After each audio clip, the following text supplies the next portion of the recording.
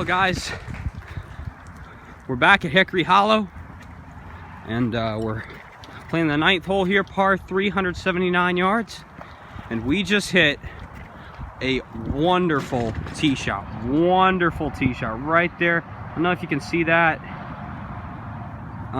My goodness, guys.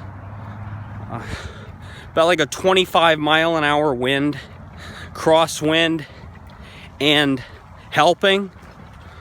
And my goodness, it was hard to stand still with that wind. And I hit it just well enough. Just a little toey, but just well enough.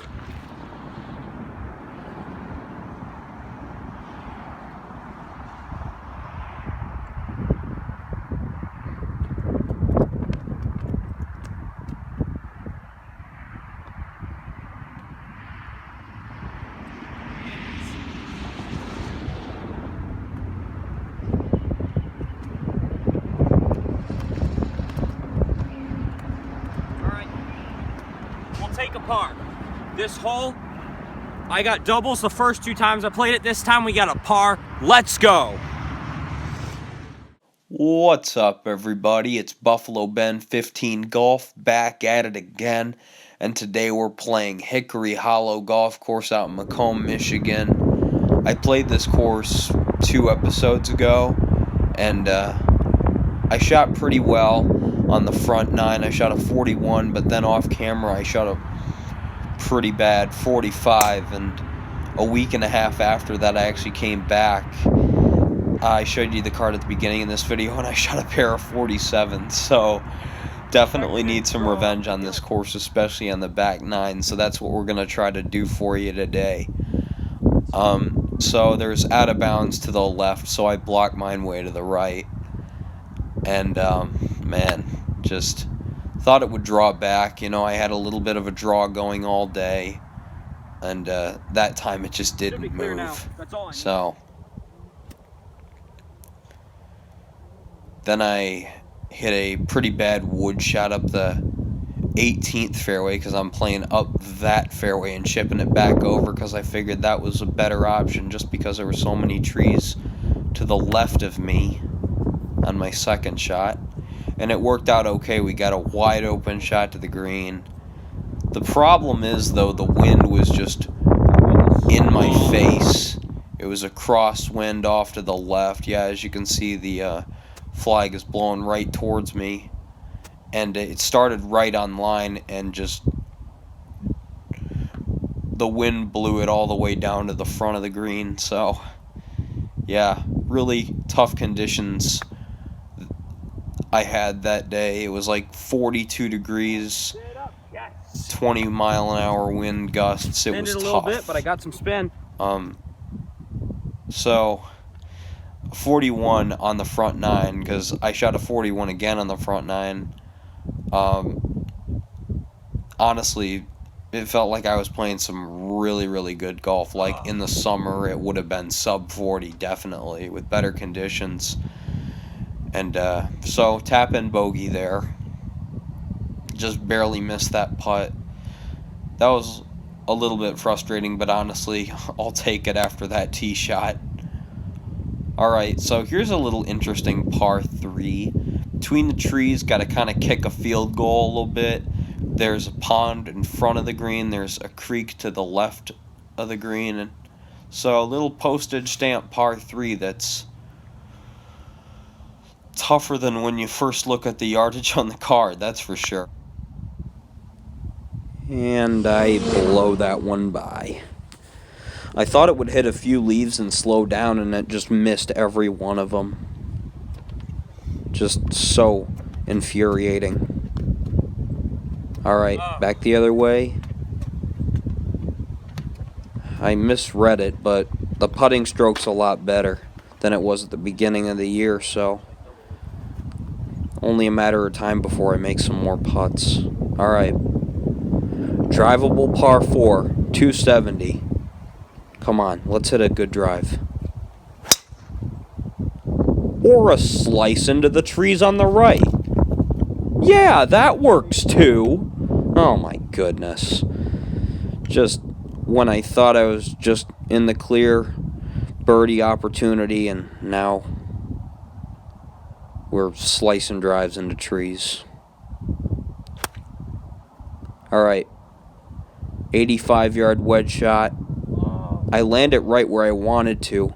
Pin's right in the front. There's not a lot of green right there, and so I tried to land it in the fairway, and it just stops like it hit a brick wall.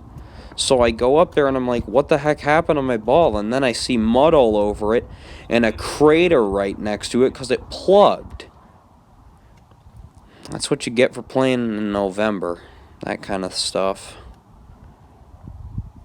I mean, I guess I am a little crazy when I play golf in this weather. Alright. Just missed that putt by an inch. So now we're taking a bogey on a hole we should be getting a birdie on. Oh, man. Everything that could have gone wrong on those first 3 holes went wrong. Just missing putts by fractions and just slicing drives and that kind of stuff. I lied. We're not in good shape. And of course, just 6-iron maybe. Oh, gotta be confident. Rolls right behind a tree. 3/4 6-iron. Just when I thought I hit a good tee shot. I hit a nice little draw right back on the consistent draw of the day. That slice, I was like, okay, after that at least after that little draw there, I felt more comfortable again with the draw. All right.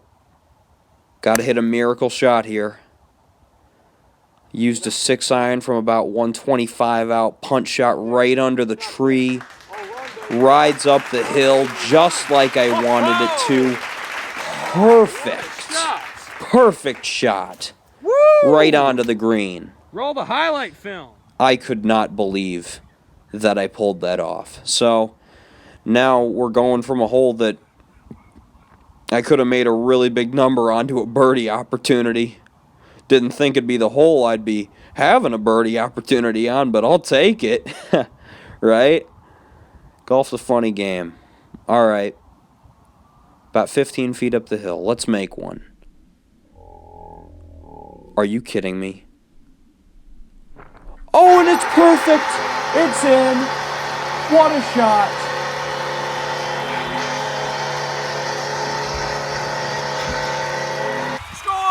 You gotta be kidding me. Right back on it. Best birdie of my life. Right back in the game. And +7's par 73, so yeah, we got a chance at breaking 80. That birdie was huge. So yeah, that could have easily turned into a double bogey. Behind that tree, I could have sliced it into the tree, ricocheted off into the creek on the left. All kinds of bad stuff could have happened there. Oh, quit turning. All right. Oh, what kind of par 3, 182, crown green. Wait till you see this, gang. And it hits the left side of that hill and bounces 30 yards across the cart path. And yeah, par 3s at Hickory Hollow are tough. Yeah. I look at the 69.7 rating in the 118 slope, and I'm like, not with these par 3s, it's not. I mean, I think the course is a lot harder than that. I'll talk more about it in a second. And obviously, because I wimped the first putt, I probably should have chipped that up the hill. Probably a bad judgment call on my part. But then I raced that putt by, and that was my bogey putt. So now we've got a double putt with maybe 5 or 6 feet. But I make it. I mean, okay. So yeah, that double really knocked me down right after that birdie. Now there's probably no way that I break 80 now. Yeah, I was crushed. That sucked. All right.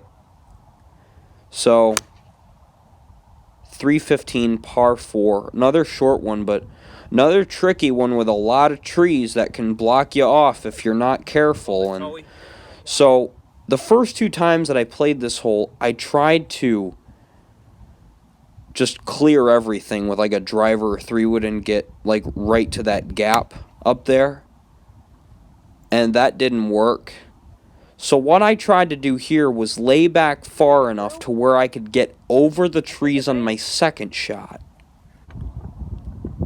And it kind of works.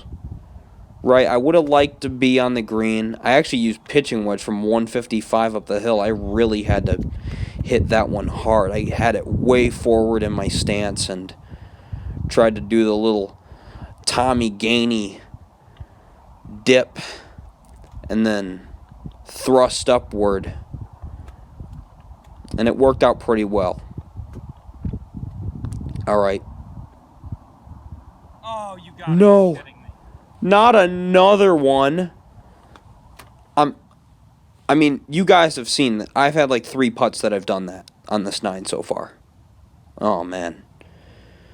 All right. Another bogey.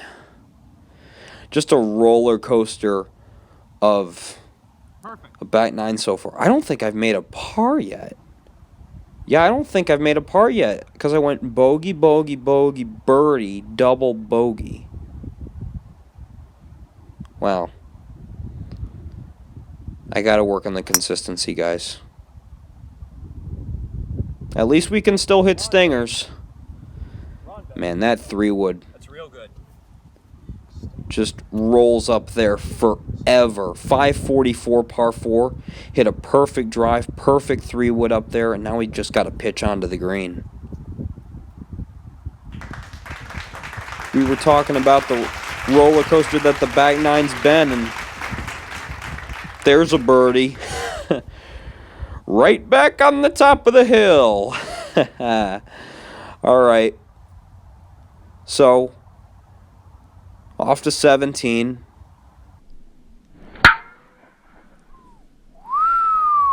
Into the wind, uphill.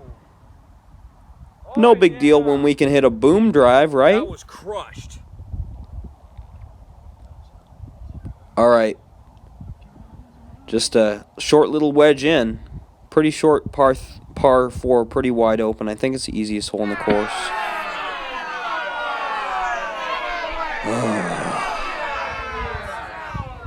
Oh my God. I was just talking about how this back 9's been a roller coaster. Down the hill we go. All right, so now we got a pitch shot. It was about the same distance as the pitch shot on the previous hole, so I was really comfortable with it. And look at that. Our savior. Just like that. Right back in it. All right. Just a short putt here. Just got to give it a nice confident stroke. Rock solid. There you go. What a par. All right. Off to the last hole. We're +9. Probably not going to break 80, but at least let's try to finish under double digits over par. So 520 par 5. Beat a little low. I wanted to keep Tug it the straight. drive a little bit, and we end up behind this tree here. I wasn't going to go for the green in 2 anyway, so I didn't get that mad, but still, it just seems like I've had my share of tree trouble and then some on this back 9, right? All right. Try to hit a big old draw 4-iron, and I chunk it a little bit. Just caught so much dirt on that one, but I mean, to be honest, I mean, I could have just punched out with a wedge if I wanted to. All right. Because that's about how far it went. All right, so 155. Hit 7-iron. Just hooking everything. Probably should have just hit 8. I was tired, and I should probably just be hitting full shots instead of distance control at this point. So another chip shot up the hill. Let's hit a good one. Go in. Oh, it hits the pin. What? Oh my God. Are you kidding me? Oh man, I thought we were gonna have another birdie. Blasted pin. You suck. Oh my God, guys. I can't make this stuff up, guys. Hits the pin 4 or 5 inches up and ricochets way away from the hole, man. I was so mad. And That would have missed, I there, think. as you guys can see, just hitting the side of my phone there. It would have missed, like as I was saying. Probably the reason I missed that putt just now, because just I was mad that it hit the pin. Hits the side of my phone because I leaned my phone up against the pin because I didn't have my tripod with me. So it hits the side of my phone on like a curve in my screen protector, and it bounces sideways into the hole, but only about a third of the ball was over the lip of the hole. So I counted it as a 2-putt because it was rolling pretty slow. When I hit the phone, it would have rolled, foot and a half by. I'm not missing that up the hill. I don't think anyone's ever missed a foot and a half putt up the hill. So 83, not bad. 10 over. In these conditions, I'll take that. Honestly, with the first 2 times playing this course, getting an 86-94, hey, I'll take 83 any day on a course where I have that kind of history. All right. So while we're on the topic, I thought that the blue tee's rating 69.7 118 is just way too low, because if you take a look at the gold tee, it says 67.5 and 111, but the gold tee is almost 1,000 yards shorter than the blue tee. So 1,000 yards only counts for 2.2 strokes and 7 slope points. Like, to me, that math just doesn't add up. Look at the relationship with the gold tee and the white tee. 68.6 115, 67.5 111, only 1.1 stroke and 4 slope points for almost over 700 yards. Like, come on. Like, there's no way that's true. You know what I mean? I mean, unless, like, the gold tee is,